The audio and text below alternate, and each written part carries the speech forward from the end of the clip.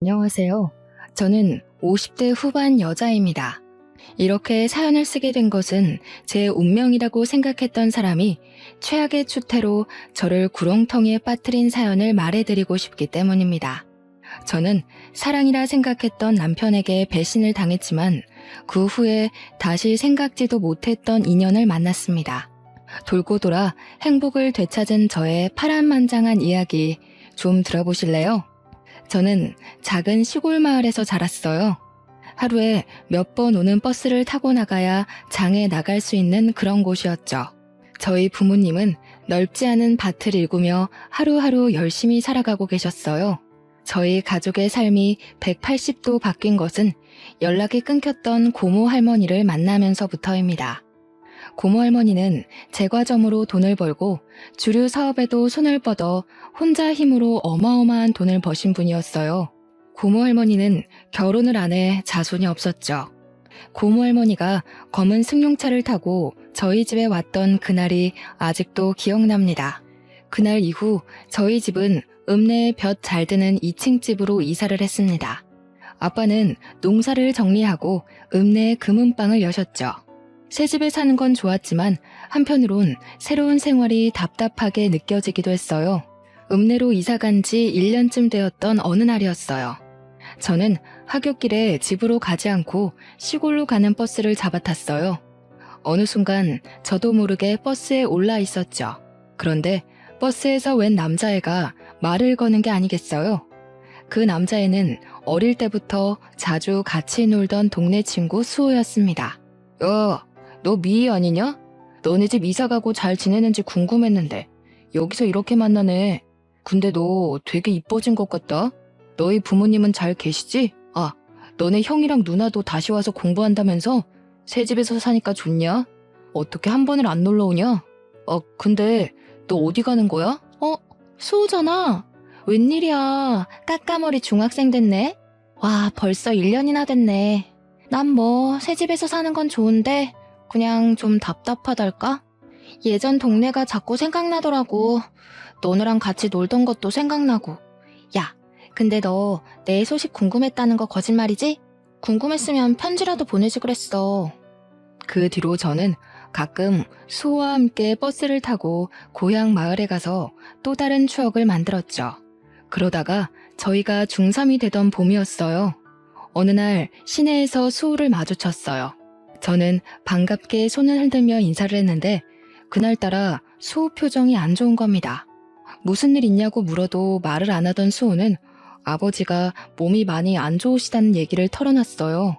수호네 아버지는 예전부터 기침을 많이 하셨는데 최근 들어 기침이 심해지고 앓아 눕는 날이 많아졌다는 거였습니다. 읍내 병원에 가봤더니 더 큰 병원에 가봐야 할 것 같다고 했다는 거예요. 그런데 집안에 돈이 없으니까 당사자부터가 치료할 의지가 없다는 거였습니다. 저는 그날 처음으로 아빠에게 부탁이란 걸 해봤어요. 수호네 아버지가 많이 아픈 것 같은데 좀 도와줄 수 없겠냐고요. 아버지는 검사를 제대로 받을 수 있는 대학병원을 알아봐 주시고 치료비도 대주셨습니다. 한 동네에서 가족같이 살던 사람들인데 모른 척 할 수 없다면서요. 검사 결과는 안타깝게도 폐암이었습니다. 병원 치료에도 별로 차도를 보이지 못했죠. 수호 어깨가 축 처져 있는 걸 보니 마음이 아프더군요. 그렇게 1년이란 시간이 또 흘렀어요. 그런데 어느 날 수호가 저희 학교 앞에 찾아온 게 아니겠어요?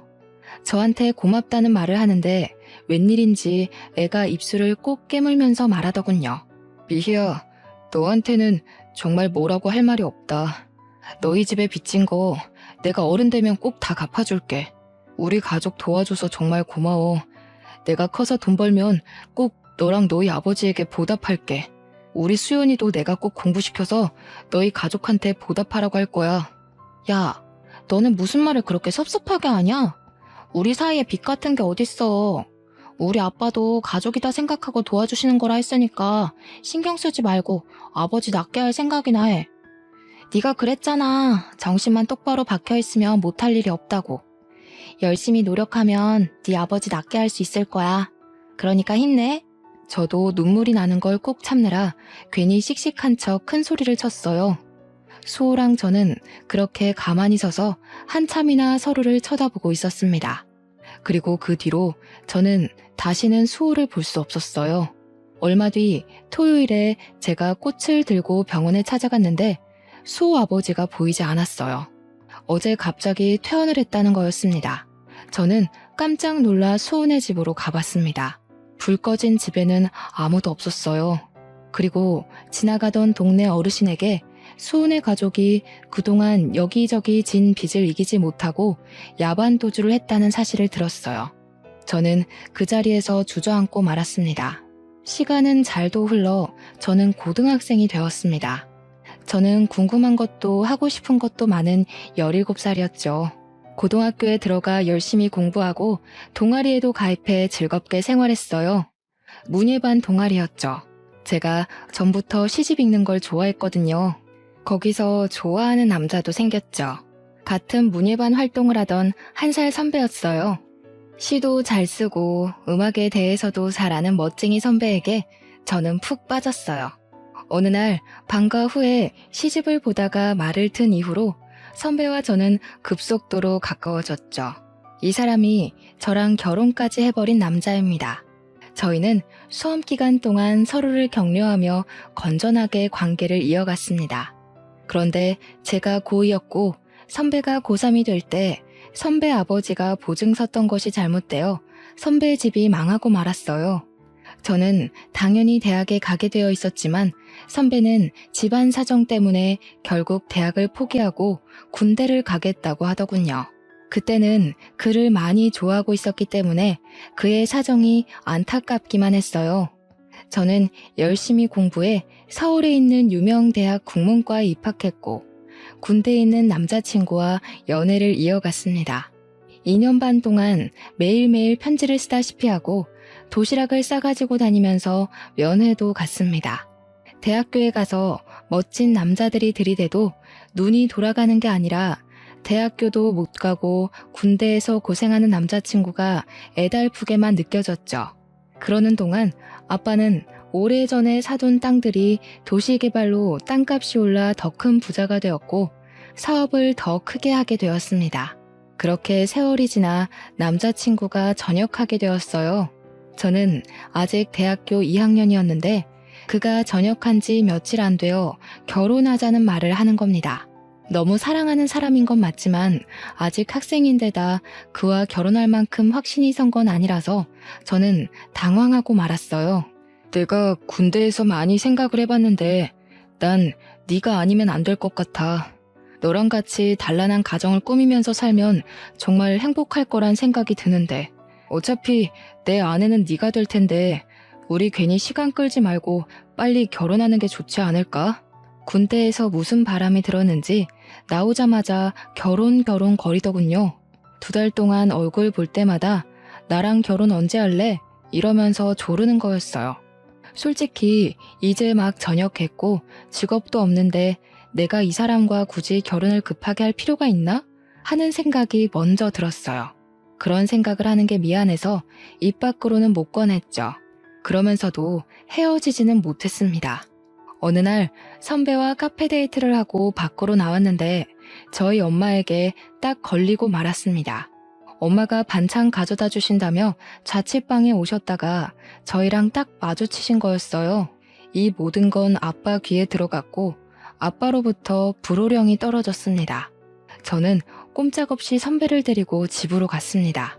엄마도 그랬지만 선배를 눈앞에서 본 아빠는 더욱 마음에 안 드는 눈치였어요.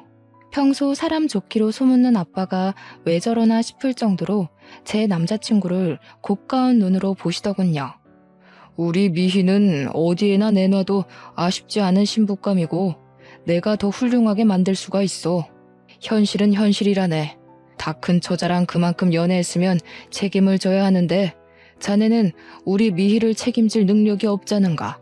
서로 앞길 막지 말고 이쯤에서 헤어지게나. 이런 말 하는 거 고깝게 생각하지 말게. 이렇게 기우는 결혼은 결혼 후가 더 힘들어질 수가 있어. 연애라는 게 누가 반대하면 더 애틋해지는 법이잖아요. 저는 부모님이 그럴수록 선배와 헤어지고 싶지 않다는 마음이 강해졌어요. 자식 이기는 부모 없다고 하죠. 제 쇠고집에 저희 부모님도 두 손 두 발을 다 들어버렸어요. 지금 생각하면 그때 아빠 말을 들었어야 했어요. 문제는 시어머니를 처음 만난 자리에서 이미 시작되었습니다. 졸업반이었던 저는 유명 출판사에 취직이 결정된 상태였고 남편은 배달 일을 하며 근근히 살고 있었어요. 연애는 5년 넘게 했지만 시어머니를 만나는 건 처음이라 엄청 긴장했습니다. 시어머니는 제 얼굴을 보자마자 제 부모님 재산에 대해 주파나를 굴리는 게 뻔한 대사들을 늘어놓더군요. 그 동네가 개발이 되어서 돈푼 깨나 손에 쥔 알부자들이 많기는 하지. 그렇기는 해도 그런 시골에서 돈이 많아봤자 아니겠냐. 아참, 그러고 보니 서울에도 집이 있다지 않았니? 평창동이랬나? 평창동이면 뭐 괜찮지. 너희들 결혼할 때 집 한 채는 넉넉히 해주겠구나. 어이 참 엄마도 그런 말 하지 마시라니까. 평창동 집 얘기는 뭐하러 꺼내세요? 미 아버지가 미를 얼마나 애지중지하시는데 어련히 알아서 해주시려고. 저희는 그냥 때 되면 결혼 준비나 잘하면 돼요. 쓸데없는 말로 초치지 마세요. 솔직히 기분이 너무 안 좋더군요. 아, 시어머니가 보통이 아니구나 하는 생각이 머리를 스쳐 지나갔습니다. 하지만 저는 브레이크 없는 차처럼 멈추지를 못했어요. 제가 그때까지 붙잡아 놓은 걸 놓지 못했죠. 그때 멈추지 못한 게 제 인생의 가장 큰 한이랄까요? 결혼 얘기가 구체화되고 있던 어느 날 남편이 말하더군요. 우리 아빠 회사에 들어가고 싶다고요. 막내딸 사위 체면을 생각하면 당연한 일 아니냐고 당당하게 요구하더군요. 우리 아빠는 말이야, 우리 어릴 때부터 부모는 물고기 잡는 법을 알려줘야지 물고기를 잡아주면 안 된다고 하셨거든. 자식들에게 맹목적으로 퍼주는 분이 아니라고. 그러니까 헛된 기대 갖지 말고 자기 힘으로 자립할 생각을 하라고. 야, 너랑 나 사이에 무슨 그렇게 따지는 게 많아. 내가 나 좋자고 이러는 게 아니라 내가 직업이 번듯해야 너도 어디 가서 꿀리지 않고 서로 좋다는 거잖아. 장인어른이 그렇게 말해도 네가 좀 더 밀어붙여줄 수 있는 건데 왜 그렇게 딱 잘라 말하는데? 그러니까 번듯한 직업 갖고 싶으면 알아서 노력하라고. 나 어디 가서 얼굴 좀 들고 다니게. 내 핑계 대지 말고 솔직히 말해봐. 제대로 된 데 이력서 한번 안 내보고 하늘에서 감이 떨어지기만을 기다리잖아. 결혼 허락도 어렵게 받았는데 괜히 아빠 뿔나서 결혼 뒤집게 만들지 말고. 네가 그렇게 인정머리 없는 앤지 정말 몰랐다. 실망이야. 남편이 하는 말도 기분 상하는데 시어머니까지 전화해서 저를 닥달하더군요. 너는 애가 왜 그렇게 생각이 없니? 네가 결혼할 남편인데 주영이 말 들어보니까 완전 남말하듯 말했더구나.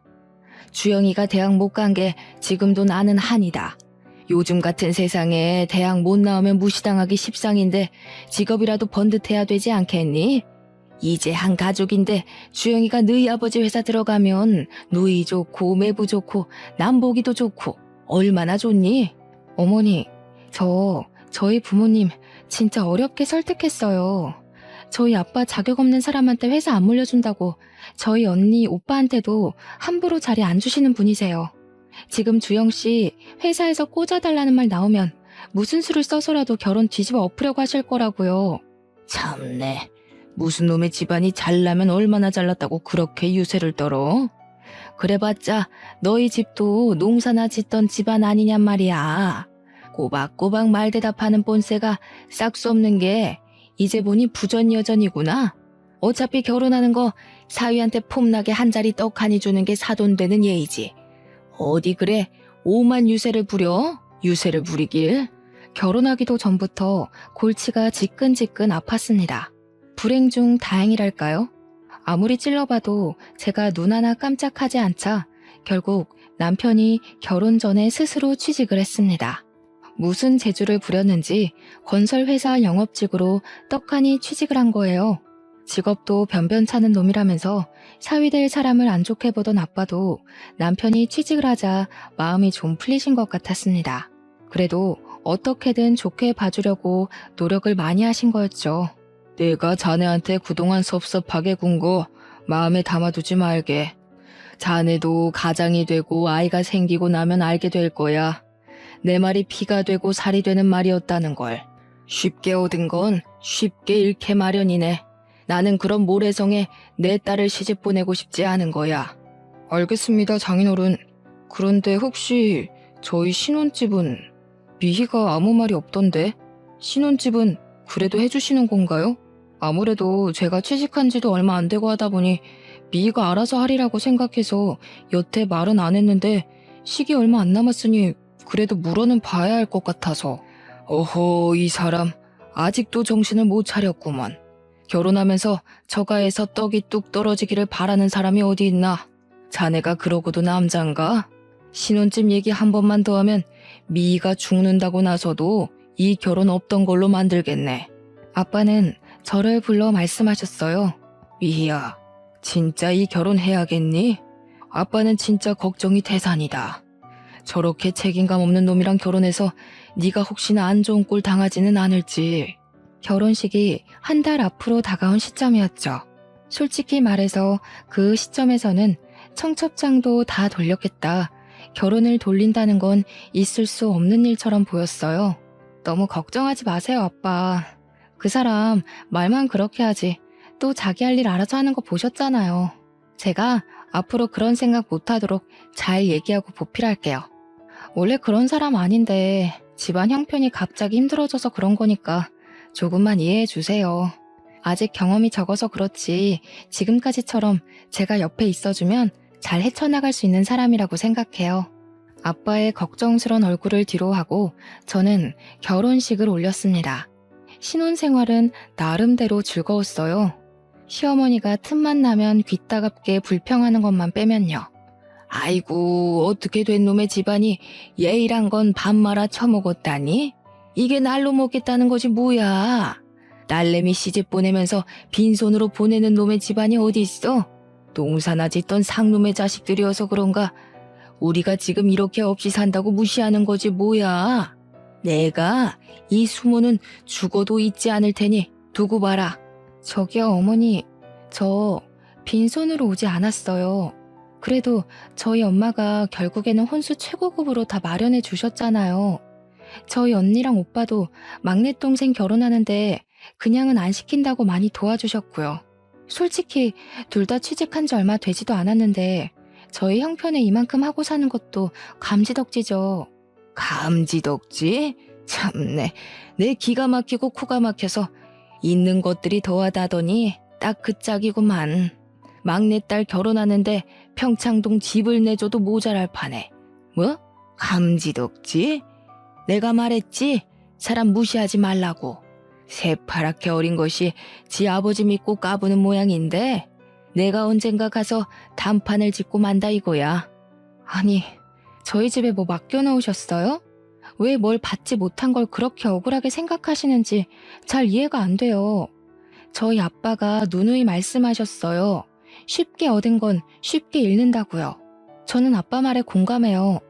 젊어서 이만큼 고생하는 거 남들에 비하면 아무것도 아니고요. 잘났다 정말. 그래봤자 너네 집도 시고모인지 뭔지가 돈다발 들고 와서 벼락부자 된 거잖아. 주영이 취직것만 해도 그래. 내가 우리 아들 대학 공부 못 시킨 게 한이 돼서 남들한테 무시 안 당하게 해달라고 그렇게 부탁을 했건만. 내가 우리 아들을 어떻게 키웠는데 니까짓게 돈 좀 있다고 우리 집안을, 내 귀한 아들을 이렇게 무시해? 귀에 딱지가 앉을 지경이었지만 나중에는 적당히 무시하는 수밖에 없다는 걸 알았습니다. 그래도 저희는 열심히 일하고 예쁜 아이들도 낳았습니다. 회사를 그만두지 않으려고 애를 썼지만 결국 둘째를 낳을 때가 되었을 때 회사에서 정리해고를 당하고 말았어요. 그래도 그때는 아이 키우는 엄마들이 회사를 그만두는 게 워낙 흔한 일이어서 어쩔 수 없다고 생각했습니다. 아들 하나 딸 하나 이쁘게 기르는 재미, 남편을 내조하는 재미로 살았어요. 그래도 남편이 책임감이 생겼는지 꽤 열심히 일해서 회사에서 제법 높은 자리에 올라갔어요. 그러는 동안 아이들이 무럭무럭 커서 둘째인 딸도 막 성인이 되었습니다. 저와 남편은 40 끝자락이었죠. 시어머니가 좀 잠잠한가 싶었더니 남편이 사고를 치고 말았습니다. 어느 날 남편이 저를 부르더니 하는 말이 글쎄 5억만 해줄 수 없느냐는 거였습니다. 저는 황당해서 입을 떡 벌리고 말았어요. 5억? 5억이 어디 애들 장난이야? 당신 지금 그걸 말이라고 하는 거야? 당신이 도대체 5억이나 되는 돈이 어디에 어떻게 필요한데? 말을 꺼냈으면 똑바로 설명을 해야지. 나 지금 꼭 필요한 데가 있어서 그래. 나 살리는 셈 치고 한 번만 빌려주라. 여태까지 당신 집에서 우리 도와준 거 하나도 없잖아. 솔직히 이게 말이 된다고 생각해? 친구들은 처가가 잘 사니까 우리도 처가 돋보고 돈 걱정 하나도 없이 사는 줄 아는데 나는 허구한 날 돈돈거리면서 살았다고. 우리 집 덕을 하나도 못 봤다고? 좀 잠잠하다 했더니만 덕을 못 보긴 왜 못 봐. 당신 용종 수술할 때 수술비, 준영이 유럽 여행 갈 때 여행비, 이번에 세영이 대학 등록금까지 아빠랑 언니 오빠들이 알게 모르게 다 내주고 있는 건 왜 입을 싹 닦아 왜? 그 정도로는 만족이 안 돼? 결국 큰돈을 뜯어야 속이 시원하다는 거야? 아니 그게 아니고 당신 집이 그렇게 부잔데 나는 돈에 죽고 돈에 울면서 치사하게 살아왔다 이거지. 솔직히 당신 집에는 5억 정도는 아무것도 아니잖아. 당신은 내가 불쌍하지도 않아? 어쩜 그렇게 인정머리가 없어? 장인어른이나 당신이나 똑같아.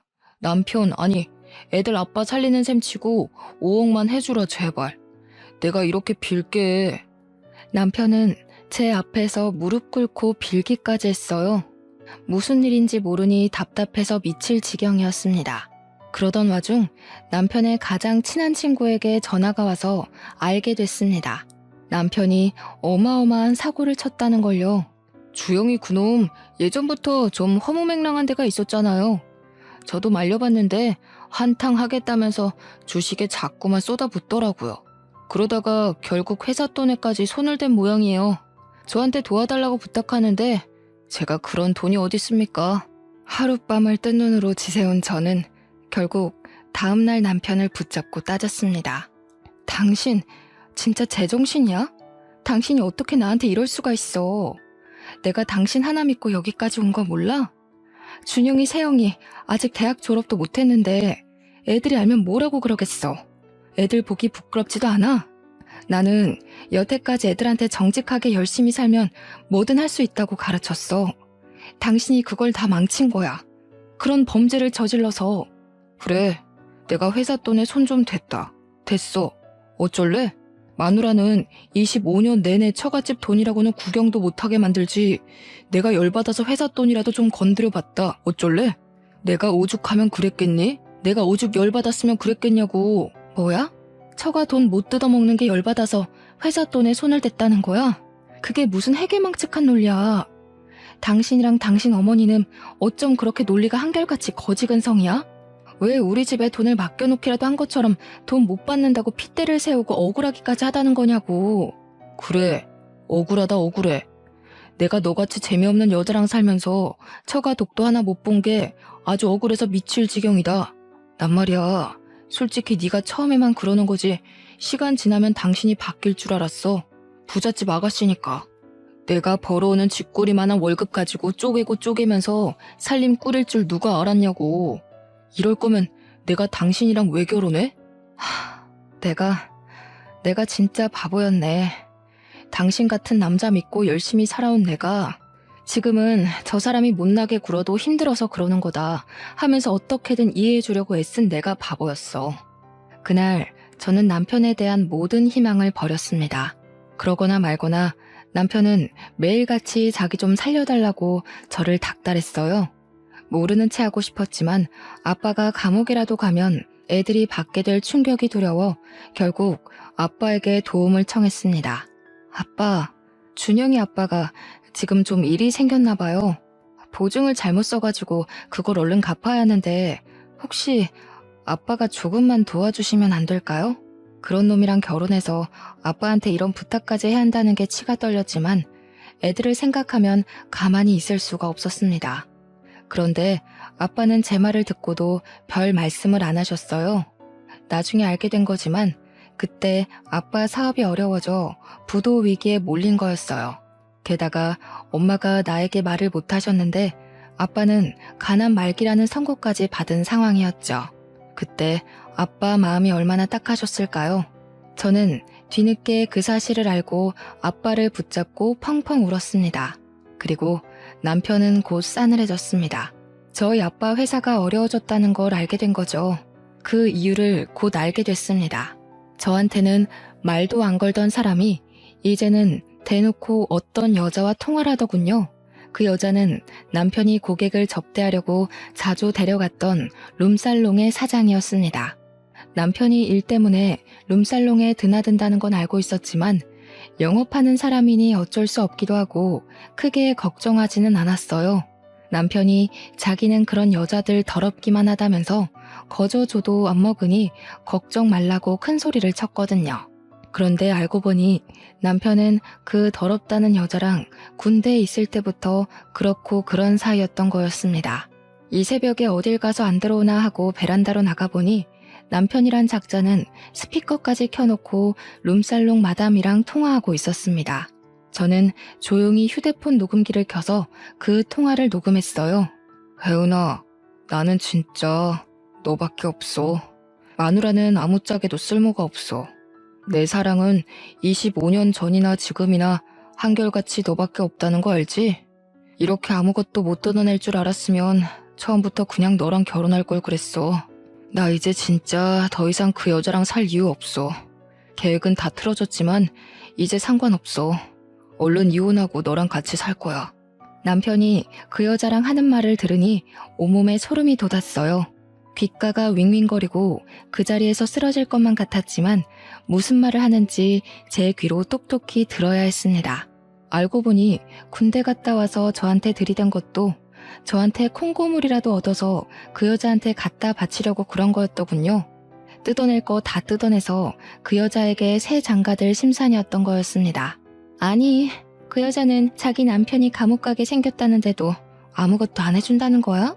나 같으면 내 장기를 팔아서라도 어떻게든 돈을 마련해주겠다. 자기는 어떻게 그런 여자랑 25년이나 살았어? 그러게나 말이야. 그 옆엔 내가 다른 건 몰라도 애들을 끔찍하게 생각하는 사람이니 애들 아빠가 감옥 가게 생겼다고 하면 아빠를 팔아서라도 뭐라도 해줄 줄 알았지. 괜히 거짓말해준 홍석이한테만 미안하게 됐지 뭐야. 하여튼 그 옆엔 애도 독한 여자라니까. 아, 됐어. 자기, 나 돈 많이 버는 거 몰라? 5억? 그까짓 돈 나 하룻밤에도 버는 사람이야. 그 옆엔 애랑은 차원이 다르다고. 자기 하나 정도 책임지는 거 일도 아니니까 걱정 말고 나한테 와. 이제 나도 자기랑 좀 편하게 쉬고 싶네. 역시 능력 있는 여자가 좋구먼. 집에서 바가지 긁을 줄이나 아는 옆엔 애랑은 차원이 다르지 그럼. 거리 어머니 최고라니까. 내가 처음부터 알아봤어야 하는 건데. 다음날 아침 저는 뻔뻔하게 식탁 앞에 앉은 남편에게 밥 대신 어젯밤 통화의 녹음을 틀어줬습니다. 독한 년. 네가 그딴 식으로 하니까 너한테 정을 줄래도 줄 수가 없는 거야. 치가 떨리는 년. 더 이상 내려갈 바닥도 없었습니다. 그래도 아이들 아빠이기에 그때까지도 저는 끝장을 보고 싶지는 않았어요. 고민하다 시어머니를 찾아갔습니다. 당신 아들의 쓰레기 짓을 밝힐 생각이었습니다. 그런데 시어머니가 자기가 먼저 선수를 치는 게 아니겠어요? 너희 집 망했다면서? 그렇게 유세 부리더니 꼴 좋지 뭐야. 내 그럴 줄 알았다니까. 우리 아들 도와주지도 못하는 며느리는 이제 필요 없다 이거야. 솔직히 너한테 볼 게 돈 많은 친정밖에 더 있었니? 우리 주영이는 훨씬 더 능력 있는 여자 만날 수 있다고 내가 누누이 말했지? 능력 있는 새며느리 들어오면 나야 좋지. 당신 아들이 그래요? 능력 있는 여자 새로 만날 거라고? 그래. 능력 있는 커리어우먼 만난다길래 내가 그러라 그랬다. 진즉에 그랬어야지. 인생에 하등도 만들고 툭하면 바가지나 긁는 옆에 내를 뭐 좋다고 수십 년이나 데리고 살아? 지네 돈은 지네 돈이라고 움켜쥐고 한 푼도 안 주려고 부들부들 떨더니 잘 됐지 뭐. 이제 서로 갈 길 가면 되는 거 아니냐? 그 여자가 커리어우먼이라고요? 어머니, 그 여자 무슨 일 하는지 몰라서 그러시는 거죠? 당신 아들이 결혼 전부터 술집 다니면서 사귄 여자라고요. 자기 입으로 그렇게 더럽다고 저도 안 먹는다고 멸시하던 그런 여자라고요. 그래도 좋으시다는 거예요? 진짜 애들 아빠가 그런 여자랑 붙어 먹어도 괜찮으시냐고요. 아이고 참네. 요즘 같은 세상에 직업의 귀천이 어디 있나. 개같이 벌어서 정승같이 쓴다는 말이 괜히 있는지 알아? 그리고 너 그거 아니? 주영이 회사에 넣어준 것도 그 여자가 해준 거. 너는 아무리 부탁해도 안 들어준 걸 그 여자는 한 방에 해결해준 거란다. 이제 무슨 말인지 알겠지? 알아들었으면 내 아들 앞길 막지 말고 썩 꺼지거라. 남편이 룸살롱 마담이랑 그렇고 그런 사이란 걸 안 순간부터 저한테 돈 뜯어내려고 그런 거짓말까지 꾸며냈다는 걸 알았을 때도 저는 어떻게든 이성을 잃지 않으려고 노력했습니다. 저는 엄마이고 저에게는 지켜야 할 가정이 있으니까요.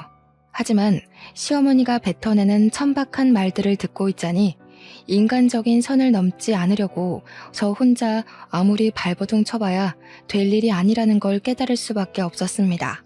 시어머니는 다 알고 있었던 거예요.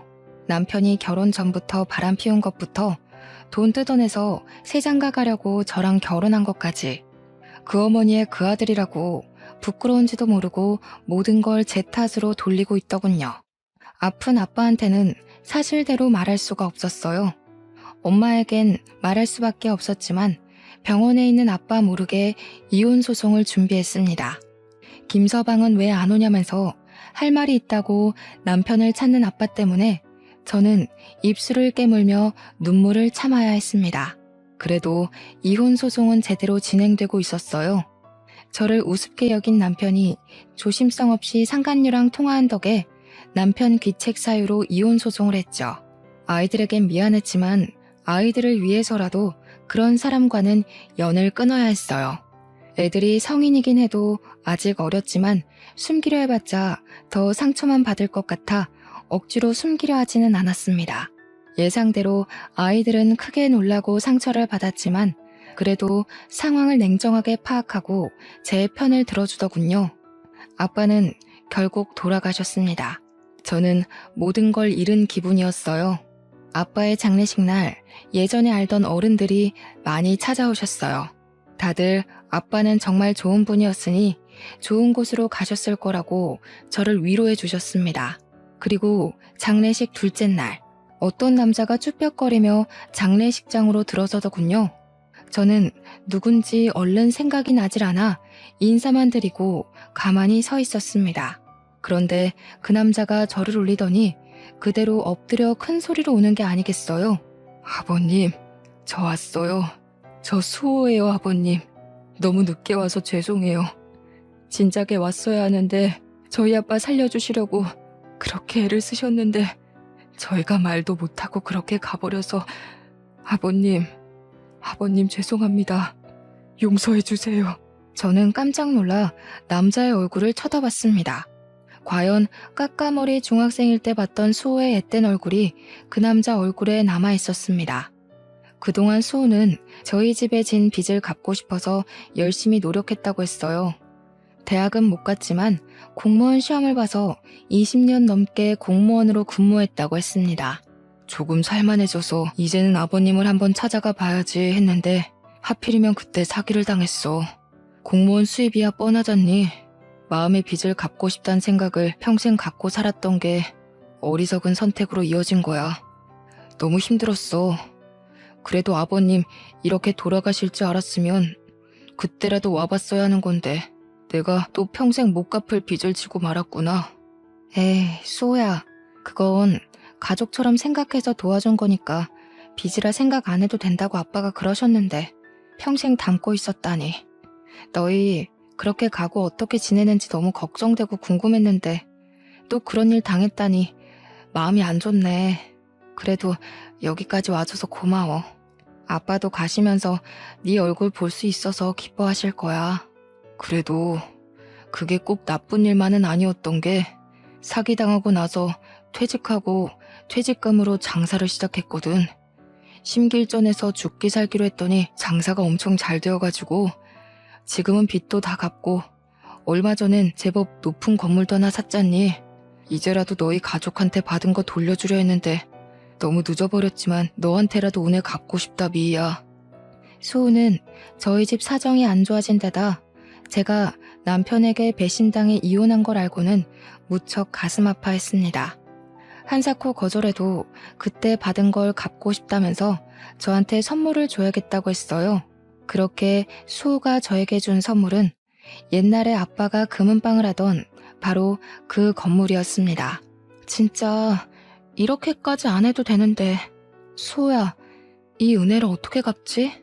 너는 평생 마음에 빚을 안고 살았다면서 나한테 똑같이 빚을 안겨주는구나. 너야말로 빚이라고 생각하지 마. 너희 가족한테 받은 거 생각하면 이것도 아무것도 아니야. 마음 같아선 더 큰 건물 주고 싶다고. 그때 우리 아빠 아프고 나서 자꾸 빚만 늘어가지. 빚쟁이들이 틈만 나면 집에 들이닥쳐서 협박하지. 진짜 죽을 맛이었거든. 다른 이웃들은 다 돈 못 돌려받을까봐 눈이 퍼렇게 변해가는데 너희 아버지만 돈 안 갚아도 된다고 다독여주시고 우리 집에 쌀도 갖다 주시고 그랬어. 우리 아빠가 그랬다고? 나는 몰랐는데. 난 너희 집 그렇게까지 힘든 것도 모르고. 너까지 동정했으면 내가 오히려 힘들었을 거야. 아저씨가 몰래 도와주신 거야. 솔직히 나 그 뒤로 너희 아빠 덕에 똑바로 살 수 있었어. 우리 아빠 돌아가시고 한동안 방황했거든. 아저씨가 아무리 어려운 상황이라도 정신만 똑바로 박혀있으면 뭐든 할 수 있다고 늘 그러셨거든. 살면서 힘들 때면 그 말 붙잡고 일어났어 나. 참 놀라운 일이었습니다. 아빠가 몇십 년 전에 수호에게 해줬다는 그 말은 시간을 돌고 돌아 아빠를 잃고 주저앉은 저에게도 힘이 되었어요. 저는 다시 힘을 내어 아빠가 금은방을 했던 그 자리에 식당을 열었습니다. 다행히 식당은 잘 되었습니다. 입소문을 타서 몇 달 만에 줄을 서서 먹을 만큼 손님이 많았어요. 2년도 안 되어 옆 동네에 체인이 생겼고 제 힘으로 아파트를 살 수 있을 만큼 돈을 벌었어요. 무엇보다 좋은 건 저한테 사업 수완이 있다는 걸 알게 된 거였습니다.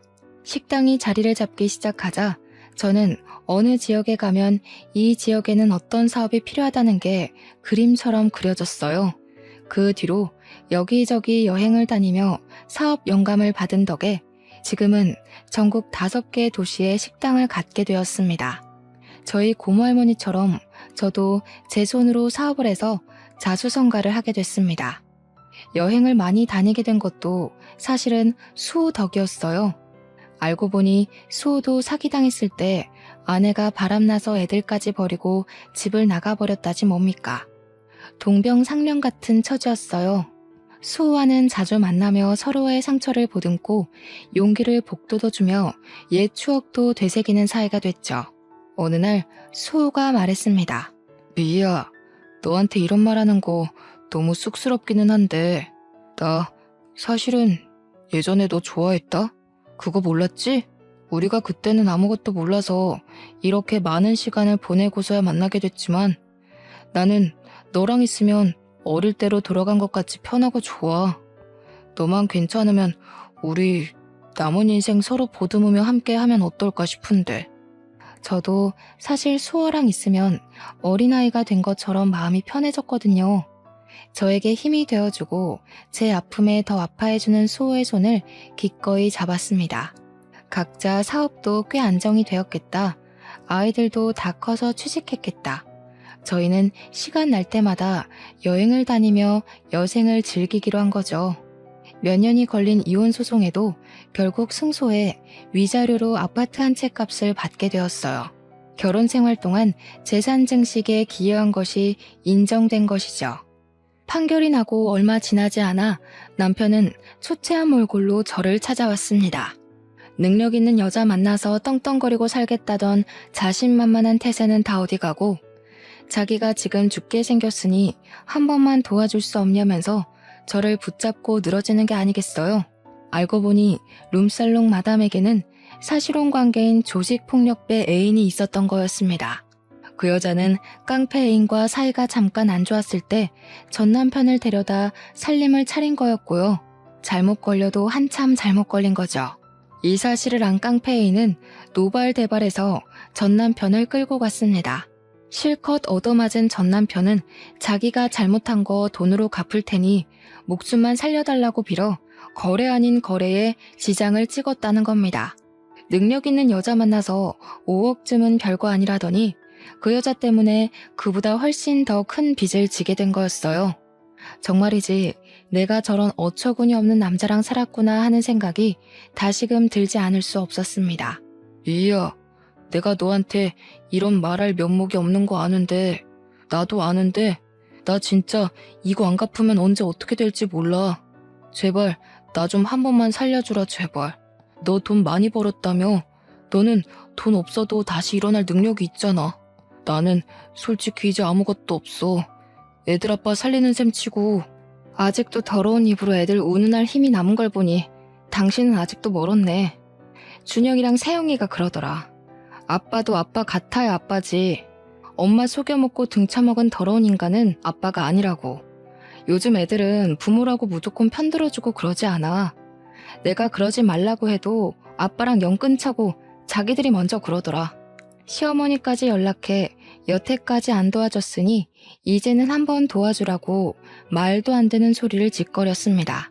아무리 그래도 애들 아빠인데 어쩌면 애들까지 너 닮아서 인정머리 없고 싹수가 없니? 너 이제 돈 많다며. 지금껏 못 쌓은 덕 쌓는 셈 치고 애들 아빠 한 번만 도와줘라. 걔가 그 나이에 무슨 재주로 그 큰 돈을 만드니? 어머니, 전 그 사람이 못나게 굴어도 전 상황이 어려워서 그런 거려니 조금 있으면 괜찮아지겠거니 했어요. 그런데 아니더라고요. 제가 이해해주면 할수록 그 사람은 점점 더 최악의 인간이 되더군요. 이제 보니 그런 인간 쓰레기 만드는데 어머니가 톡톡히 공을 세우셨네요? 어머니도 그러지 마세요. 그거 자식 위하는 거 아닙니다. 애들은 그 인간 상종도 말라는데 저는 전 남편이란 인간에게 똑똑히 한마디 해줬습니다. 우리 아빠가 그러셨거든. 아무리 힘들어도 정신만 똑바로 차리면 뭐든 할 수 있다고. 솔직히 당신 같은 쓰레기가 정신을 차릴 수 있을진 모르겠지만 자기가 싼 똥은 자기가 치우는 거라는 망고의 진리를 이제라도 배워. 배움에는 때가 없는 법이라잖아. 이제라도 배워서 제발 죽기 전에 한 번이라도 사람 구실하면서 살아. 그게 당신의 마지막 살 길이야. 이제는 정말 아무 걱정 없이 사업은 사업대로, 사랑은 사랑대로, 탄탄대로입니다.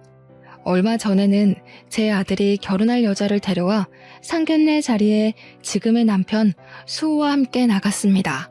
저희는 식은 안 올렸지만 혼인신고를 하고 부부로 살고 있습니다. 저의 가장 든든한 지지자인 남편은 이제 제 아이들 아빠 노릇을 톡톡히 해주고 있답니다.